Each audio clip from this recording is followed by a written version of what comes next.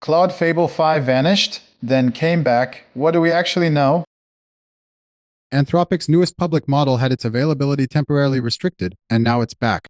Here's what's actually documented about why, what people are still speculating, and where I'd be careful. Let's place it in the lineup. Anthropic's own docs call Fable 5 its most capable widely released model, and it's part of the Claude 5 family. Before Fable 5, most people reached for Opus 4.8. Fable steps above it, aimed at demanding reasoning and long involved tasks. The timeline moves fast. Fable 5 launched publicly in early June. On June 12th, its availability was temporarily restricted for everyone. So why did it happen? This part is actually documented. On June 12th, US export controls hit Fable 5, prompted by a report showing a way to bypass its safeguards. Because the rules took effect right away and Anthropic couldn't verify who was who in real time, they restricted it for everyone, not just the people the order targeted. Now, to be fair, that's the broad strokes. Anthropic hasn't spelled out every internal detail, so anything past the documented arc is people reading between the lines. What's solid is the shape of it. A safety finding, an export order, a pause for everyone, then a fix and a return. The good news is the restriction didn't last. The controls lifted on June 30th, and on July 1st, Anthropic redeployed the model with a new safety classifier. Today, anyone can sign up and use Fable 5 again. So what makes it great? It starts with coding. On SWE-bench Pro, a hard real-world coding test, Fable 5 reportedly scores around 80%. Beside it, the gap is clear. Opus 4.8 sits around 69% and GPT 5.5 near 59%. Fable clears both by a wide margin. That benchmark isn't a trivia quiz. It grades whether a model can fix real bugs in real software. So a jump there shows up in actual work. That score comes with capacity. Fable 5 ships with a 1 million token context window, and its deeper thinking mode stays on by default. Here's why the window matters.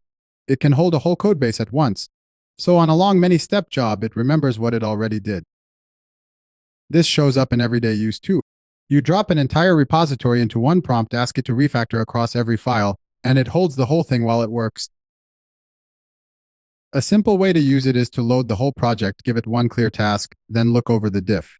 The big window means it sees every file the change touches. There's one honest caution here. It's strong, but it isn't perfect. On anything that ships, review the change before you merge it.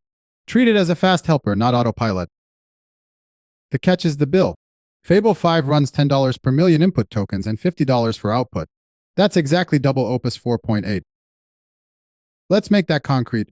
Filling the whole window with input runs about $10 before the model writes a word back. So a big context isn't free. There's a real lever here. Send the same big context across calls, and prompt caching reuses it, cutting that repeated input cost by up to 90%. There's a second catch worth planning for.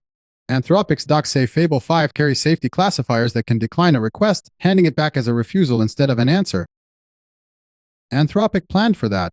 The docs say you can route a declined request to another Claude model, and a request refused before output isn't billed, so a no doesn't cost you.